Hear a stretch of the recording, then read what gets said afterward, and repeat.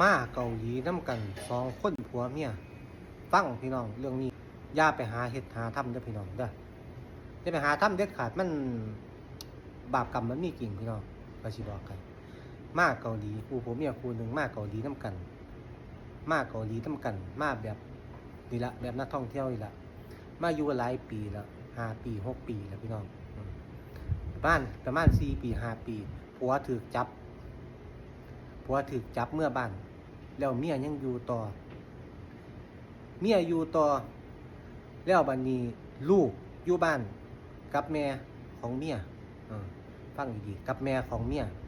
แล้วผัวถูกจับก็เลยเมื่อบ้านพี่น้องเมียก็เลยทำงานอยู่เกาหลีนี่เรื่อยมากว่าต่อไปถามว่าเอาผัวใหม่บ่อันนี้บ่ได้เอาผัวใหม่พี่น้องแต่ว่าเอาคนใหม่เป็นท่อมเด้อพี่น้องเด้อแล้วเอาใหม่ผัวก็เลยอดบ่ได้อยู่บ้านมันก็บ่มีเงินมือทำแม่นบ่ล่ะก็เลยไปประเทศนอกไปอิสราเอลต่อพ่อผัวไปอิสราเอลแล้วเมียอยู่เกาหลีคือเก่านิ่งกันซะแล้วบัดนี้นิ่งกันส่งเงินให้ลูกกันแล้วบัดนี้ลูกอยู่นำแม่เมียแท้ๆผู้เมียก็สิเป็นคนขี้ทีมากว่าต่อไปอยู่บ้านผู้ใดเขาก็รู้ว่าเมียนี่เป็นคนขี้ทีมักม่วนว่าต่อไปอันนี้ก็เรื่องของเขาต่อขี้ทีบ่ขี้ทีแต่ว่าบอกลูกบอกแม่ว่าลูกโทรมาขอเงินไปเรียนหนังสือแม่โทรมาขอเงินบอกเบิดบอกให้ไปเอาน้ำพอทั้งที่แม่เจ้าของลูกเจ้าของอยู่น้ำแม่เจ้าของให้ลูกโทรไปเอาน้ำพอบอกทิมเบิดว่าสันว่าโอ้ยข่อยก็เงิดว่าหัวจิตหัวใจเจ้าทำด้วยอีหยังแม่เจ้าถ้าบ่มีแม่เจ้าสิมีเจ้าในมือนี้บ่เจ้าคิดดีแล้วบ่เจ้าเฮ็ดแบบนี้ลูกเจ้าเป็นผู้เบ่งออกมาเจ้าเป็นผู้เอาออกมาแท้ๆเจ้าบ่ส่งหน่อยเจ้าก็ต้องส่งหลายพอเขาสิส่งพระซ้ำใดในเมื่อก็บ่ได้อยู่นำแม่เขาก็ส่งอยู่แต่ส่งมันก็สิส่งบ่เต็มที่ว่าต่อไปก็สิกินแบบบ่โดดอยากเจ้าเห็นแม่เจ้ากิน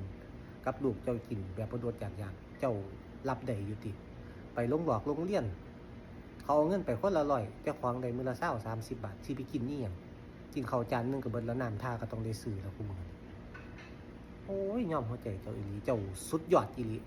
ขี้ที่ก็ต้องขี้ที่ก็เป็นสิ่งที่ดีนะความขี้ที่แต่ต้องขี้ที่ให้มันเป็นสิ่งเป็นถูกที่ถูกทางมันบ่ได้ว่าจะไม่ขี้ที่กับแม่กับลูกเจ้าของแล้วก็บอกแล้วก็บ่ติดต่อซะเลยมันกรรมมันมีจริงอีหลีเด้เจ้าบ่เห็นตอนนี้เดี๋ยวเจ้าก็เห็นตอนภายภาคหน้าลูกมันรู้จักความแล้วมันจำความได้เฮ็ดกับลูกแบบนี้ต่อไปถ้าเจ้าเฒ่ามาเขาก็สิเฮ็ดกับเจ้าแบบนี้แล้วเจ้าสิมีความรู้สึกแบบใดเจ้าท่าเบิ่งบ่โดนดอกเรียบร้อยส่วนพ่ออยู่อิสราเอลก็น่าจะส่งเงินให้ลูกอยู่ล่ะแต่ว่าแม่ก็บ่รู้ดอกว่าเขาสิส่งน้อยส่งหลายแต่ที่เนี่ยเขาอยากให้เจ้าไปปลดบล็อกแล้วก็ติดต่อหาเพิ่นซะถึงสิบ่ส่งเงินให้เพิ่นก็สิเป็นห่วงคือเก่าล่ะคนเป็นพ่อเป็นแม่อย่าไปเฮ็ดแบบนี้มันบ่เจริญดอกก็สิบอกให้ส่งแหน่บ่ส่งแหน่มันบ่ได้ดอกส่งแหน่บ่ส่งแหน่มันต้องส่งตลอดเพราะลูกเจ้าของแม่เจ้าของเป็นผู้เลี้ยงเจ้าของมาคันแม่บ่เบ่งออกมาแล้วสิมีเจ้าคู่มืออยู่บ่คันแม่บ่ส่งมาเกาหลีแล้วเจ้าสิเอาเงินไสมาไปถามแน่ก่อนสิมาแน่นอนอยู่แล้วหลายคนทุกคนแทบทุกคนก็ไปยืมหนี้กู้สินมาอยู่แล้วพ่อเพิ่นไปยืมหนี้กู้สินมาให้ก็มาเฮ็ดแบบนี้มันก็เสียใจนะคนเป็นแม่ลูกจังได๋ก็ต้องเป็นลูกไว้จังคำพ่อแม่บ่เคยเขียนให้ลูกก็สิบอกให้เจ้าติดต่อหาแม่เจ้าซะเด้อติดต่อหาลูกเจ้าซะคันเจ้าได้เห็นคลิปข่อยแล้วข่อยสิบอกให้คุณพ่อใหญ่ทอคู่เขากาคุณพ่อใหญ่ทอฟ้ากับแผ่นดินมันเจ้าไปเฮ็ดบุญเฮ็ดคุณอยู่ไสมันก็บ่ได้บุญได้คุณพอเจ้าเฮ็ดกับพ่อกับแม่ข่อยสิบอกให้เพราะฉะนั้นไปปลดบล็อกพ่อปลดบล็อกแม่เจ้าปลดบล็อกลูกเจ้าติดต่อกันซะส่งหน่อยส่งหลายก็ส่งต้องดูแลต้องรับผิดชอบเจ้าของเซิ่งออกมาฮู้จักอยู่บ่